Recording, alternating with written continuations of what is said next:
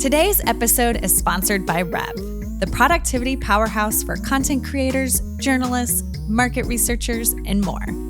Capture audio from anywhere, get AI-powered summaries and quotes, and leave security worries behind with Rev.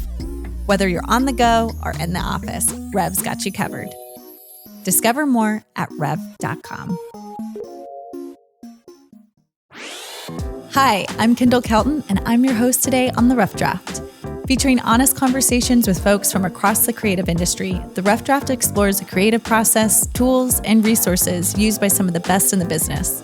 From journalists to content creators and business leaders, we shed light on what it looks like to break into the industry, make mistakes, collaborate with others, and the essential tools that help us all along the way. This week, I'm super excited to be talking with Matt Stillo. Matt is the Senior Director of Audio at Ruby, iHeart Media's branded audio studio. And Matt has spent his entire career working in audio production as an editor, sound designer, engineer, and mixer. And he even created and hosted the acclaimed podcast, No Fucking Way, which tells true stories that seem just too insane to believe. And on today's episode, Matt reveals his creative process and the technical tools he uses to develop compelling audio.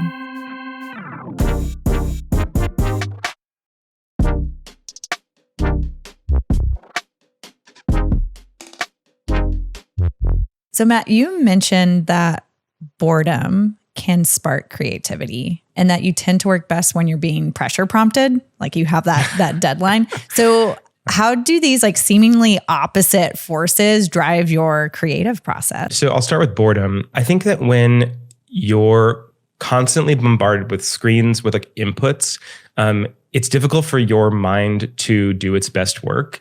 And so oftentimes where I'm doing like a lot of the really, really creative stuff, giving thorough feedback on an episode, I can't be looking at Pro Tools while I'm doing it because it's activating a different part of my brain. I think I'm really like, when I'm putting together a show, I'm putting together a puzzle. And when I'm trying to step back from it and give overall creative feedback, I can't be looking at screens and stuff. And so what I'll do is I'll bounce a mix to my phone, and I'll listen to it on my phone, and I'll take a walk.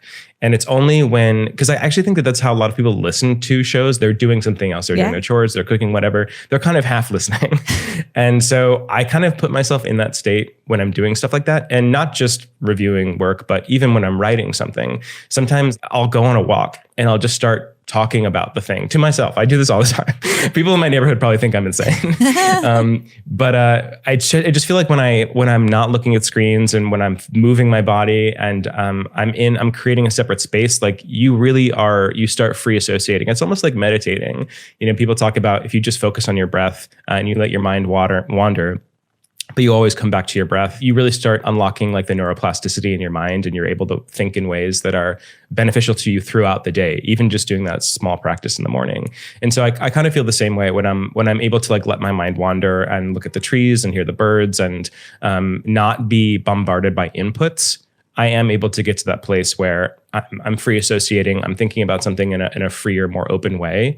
And that's where the good ideas come from. People talk about it too. It's like in the shower, like you have your best ideas in the shower because you're not actually working. You're relaxing, you're enjoying yourself, and things kind of come to you. So I always try to leave space for myself whenever I am doing like highly creative stuff to get into that headspace. And being bored is a part of it. Sometimes it's just about taking a walk and forgetting what's going on. And then deadlines always help because, it's like at a certain point, like it's go time and you've got to get stuff down on paper.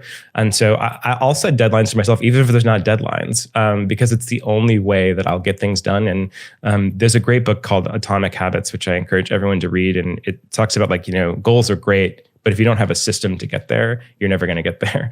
And so a lot of what I do is just about systems. And so if I've got, a deadline on a project, if I don't have a system, then I'm just going to wait until 2 hours before it. And then I'm going to scramble to do it. And it's not going to be anywhere near as good as it can. But if I have, a system for the writing of it, for the recording of it, for the editing of it, and I'm kind of like, and I have a specific time that I'm doing all those things, then it will happen over time. So it's really, really about building systems and having a deadline that kind of help those two things kind of come together. Okay, so now walk me through some of the tools you use on the daily. So I know you used a script, and then I think is it Auphonic? Auphonic, yeah. Yeah. So tell folks about some of those tools, because then we'll link them in the show notes too.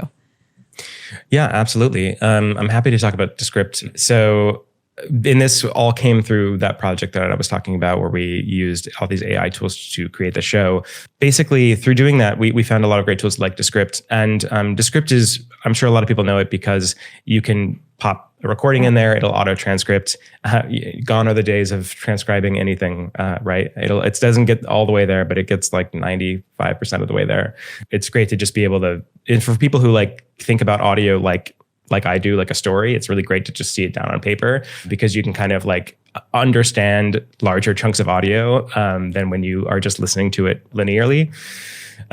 So that's a great one. And they also have this tool called Underlord, which allows you to summarize and create auto show notes. It'll find clips for you. You can work with video. You can edit audio like a Word document. I mean, it's just really, really amazing.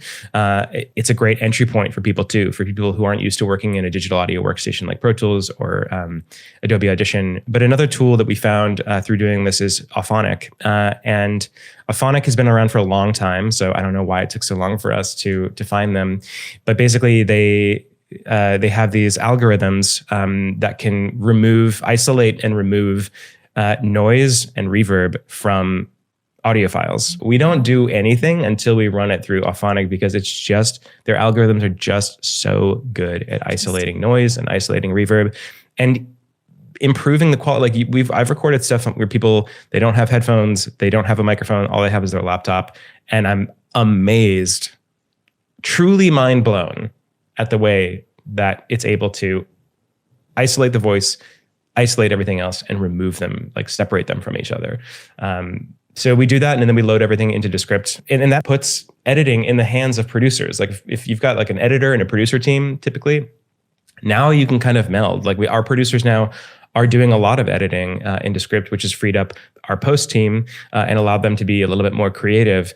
And so we can kind of get to this final product together before we will export an AIF from Descript into Pro Tools. And, that's where we'll do all like the bigger sound design and music cues and stuff. But it's a vital, vital part of our time now.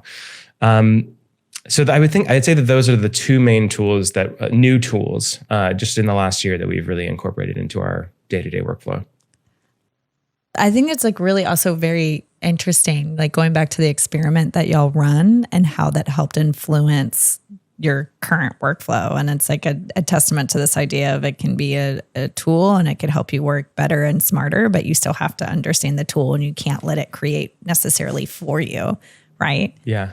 And another plus to like just exploring and doing new things. Like I think we were all a little daunted by that project, but so much good came out of it. And I think any kind of experimentation you're doing or any time you're giving yourself to experiment, just like being bored, just like letting your mind wander, can always yield really, really good results. And I wish that more companies allowed for more time, especially for creatives, more time to get lost and get bored and to get creative. Well, I'm going to actually leave it there because I want to shift gears and talk about a personal project of yours that really showcases everything we've been discussing, which is called No Fucking Way. So we'll talk about that on our next episode. Let's do it. Well, that's it for today's episode of The Rough Draft. Be sure to rate and subscribe in order to stay up to date with the latest episodes, and visit rev.com/podcasts for even more content. Thank you for listening, and we look forward to seeing you again on the next episode of The Rough Draft.